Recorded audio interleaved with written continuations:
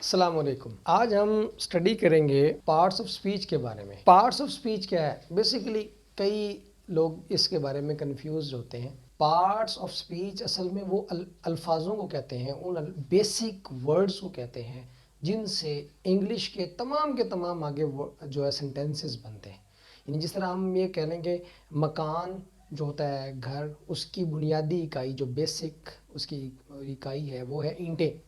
اسی طرح اگر ہم ہیومن باڈی کی بات کریں تو سیلز ہیں، تو اور پھر آگے اس کے جو ٹیشوز ہیں اور آرگنز ہیں. اسی طرح جو بیسک یعنی بنیادی اکائی کہہ لیں، بیسک یونٹ کہہ لیں، بنیادی اکائی جو لینگویج کی ہے وہ ہیں ورڈز. کتنی قسم کے ہیں یہ؟ 8. بیسیکلی 8 قسم کے ورڈز ہیں. ان کو کہا جاتا ہے پارٹس آف اسپیچ، اور انہی سے پوری کی پوری انگلش لینگویج کے جتنے بھی سینٹینسز ہیں وہ انہی سے مل کر بنتے ہیں. آج ہم ان کا تعارف جو ہے وہ کریں گے اور پھر اس کی ڈیٹیل میں انشاءاللہ تعالیٰ جائیں گے ون بائی ون. تو آتے ہیں اس طرف. یہ ہے ورڈ ٹری، یعنی الفاظ کا ایک درخت ہے. اس میں دیکھتے ہیں ہم نمبر 1 پہ آتا ہے ناؤن.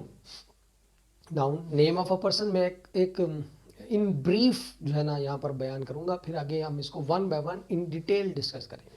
ناؤن آپ کو پتہ ہے کسی کا نام، کسی شخص، چیز یا جگہ کا نام، یا کسی بھی ایکٹیویٹی کا نام، کسی فیلنگ کا نام، کسی جو ہے کسی بھی احساس کا، جذبات کا، کسی بھی چیز کا جو نام ہے اس کو ہم کہتے ہیں ناؤن.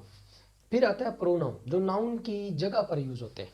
یعنی ناؤن کو ہم ہر دفعہ بار بار تو نہیں استعمال کر سکتے، تو آپ اس کی جگہ پر جو ورڈ استعمال کرتے ہیں اس کو ہم کہتے ہیں پروناؤن. پھر ان دونوں کی وضاحت کے لیے، ناؤن اور پروناؤن کی وضاحت کے لیے بعض اوقات ہم ایک لفظ یا ایک سے زیادہ الفاظ یا بعض اوقات پورا جملہ لے لیتے ہیں. جن کی وضاحت کے لیے، ناؤن کی وضاحت کے لیے، پروناؤن کی وضاحت کے لیے. تو اگر ہم ناؤن یا پروناؤن کی وضاحت کے لیے پورا جملہ لیں تو وہ کہلاتا ہے ایڈجیکٹو. اس میں صفت. ٹھیک ہو گیا. نیکسٹ ہے، اب یہ 3 چیزیں جڑی ہوئی ہیں، یعنی ناؤن کے ساتھ پروناؤن جڑا ہوا ہے کیونکہ ناؤن کی جگہ پر استعمال ہوتا ہے پروناؤن، اور ان دونوں کے ساتھ جڑا ہوا ہے ایڈجیکٹو کیونکہ ان دونوں کو کوالیفائی کرتا ہے، یعنی ان کے بارے میں اضافی معلومات ہمیں دیتا ہے ایڈجیکٹو. اب آ جائیں آگے. یہ تینوں چیزیں جڑی ہوئی ہیں آگے، یعنی کہ یہ ہے تو سارے 8 پارٹس آف اسپیچ، لیکن ان تینوں کا آپس میں کنیکشن ہے. اب آ جائیں ورب. ورب یعنی کسی بھی ایکشن سٹیٹ کو ظاہر کرتا ہے، کسی ایکشن کو، کسی سٹیٹ کو، کسی کی پوزیشن کو، مختلف جگہوں پر یہ مختلف کام کرتا ہے. تو ورب جو ہے یہ کام ہو گیا. اس کام کی ورب کی وضاحت کے لیے جو لفظ یوز ہوتا ہے، جو اس ورب کی وضاحت کرے، وہ اسے ہم کہتے ہیں ایڈ ورب.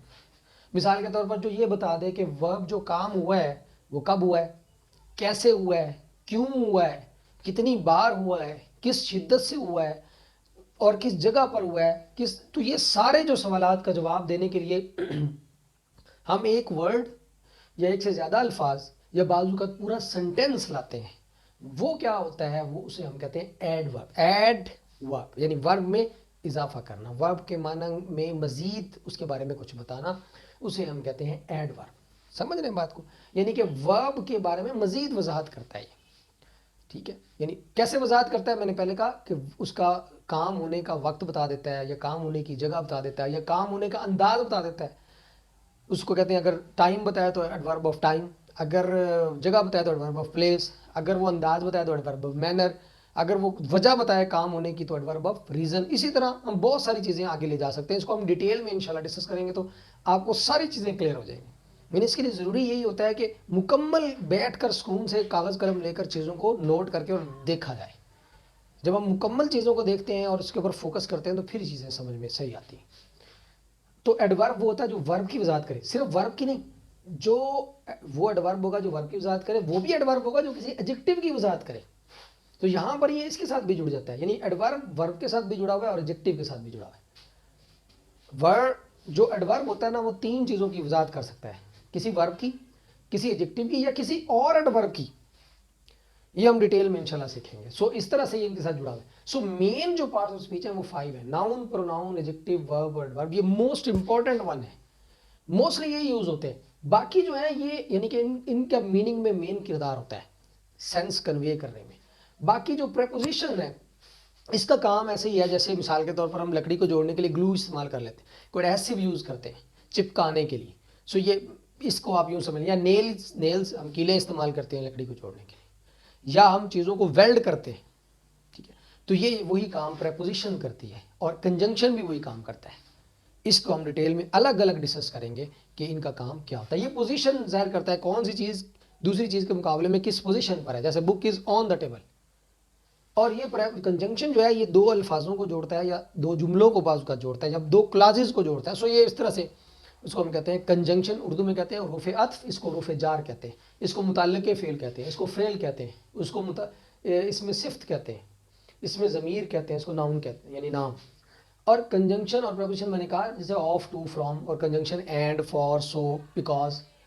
اور اب آگے انٹرجیکشن. انٹرجیکشن وہ الفاظ ہوتے ہیں جو ہم جذباتی ہو کر اپنے منہ سے نکال دیتے ہیں. جب مثال کے طور پر ہم اگر بہت زیادہ خوش ہیں تو ہم کہتے ہیں آہا.